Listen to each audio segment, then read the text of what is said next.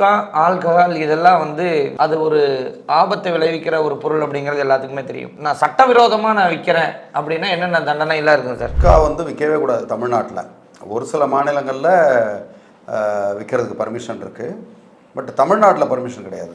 அதுவுமே ஒரு போதைப் பொருளாக தான் வந்து கன்சிடர் பண்ணிக்கிட்டு அதை விற்றாங்கன்னா அவங்களுக்கு வந்து கடுமையான தண்டனை உண்டு. ஒரு சில இடங்களில் பார்த்திங்கன்னா ஒரு பெட்டி கடை தான் வச்சுருப்பாங்க. பெட்டி கடையில் இந்த மாதிரி ஒரு ஒரு குட்கா வச்சுருந்து அவங்கள பறிமுதல் பண்ணாங்கன்னா கண்டிப்பாக இவங்களை கைது செய்கிறதுக்கும் அதை சீல் வைக்கிறதுக்கும் நிறையா வாய்ப்பு உண்டு. ஸோ இது வந்து ரொம்ப சாதாரணமாக நினச்சிக்கிட்டு நிறைய பேர் எங்ககிட்ட கேட்குறாங்க, என்ன சார் இது வெறும் குட்கா பாக்கெட் தானே, இதை வந்து குஜராத்தில் விற்கிறாங்க, அங்கே விற்கிறாங்க, இங்கே விற்கிறாங்க, யூபியில் விற்கிறாங்க, நார்த் இந்தியாவிலேருந்து வந்தவங்க. பொதுவாக இந்த குட்கா போடுறவங்கலாம் பார்த்திங்கன்னா வட இந்தியர்கள் தான் வந்து அதிகமாக போடுறாங்க.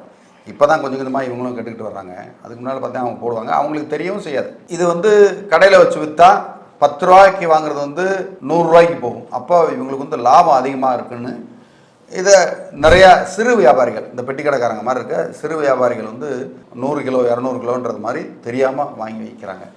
அது ரொம்ப ரொம்ப ஆபத்தானது. அது கண்டிப்பாக அதை சீஸ் பண்ணி கைது செய்யப்படலாம். அதனால் ஏதோ ஒரு பொருள் தானே இது அப்படின்னு நினச்சி நம்ம அதை விவரம் தெரியாமல் வாங்கி விற்கிறவங்க வந்து அதிகமாக இருக்கிறாங்க.